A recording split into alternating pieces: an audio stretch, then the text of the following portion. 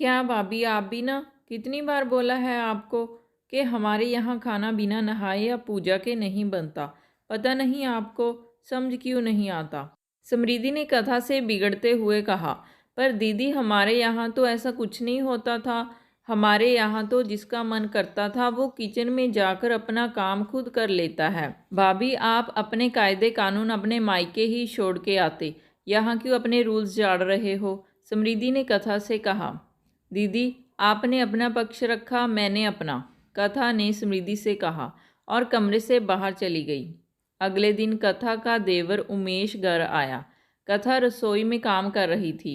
भाभी, क्या आपके मायके वालों ने ये नहीं सिखाया कि कोई घर आए तो उसे पानी पिलाया जाता है?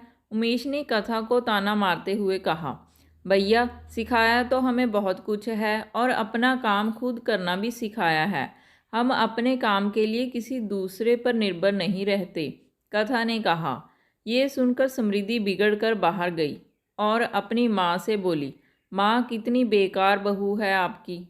इसको काम करने का कोई तरीका नहीं है, अपने ही रूल चलाती है। ये कभी हमारे घर में एडजस्ट कर भी पाएगी कि नहीं? समृद्धि ने माँ से कहा।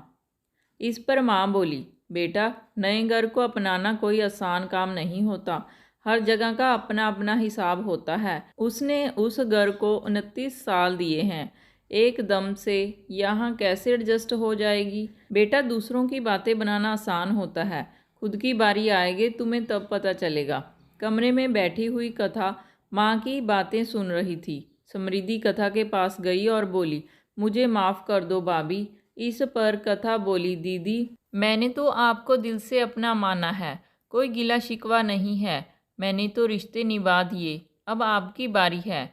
ये कहकर दोनों नंद भाभी एक दूसरे के गले लग गईं।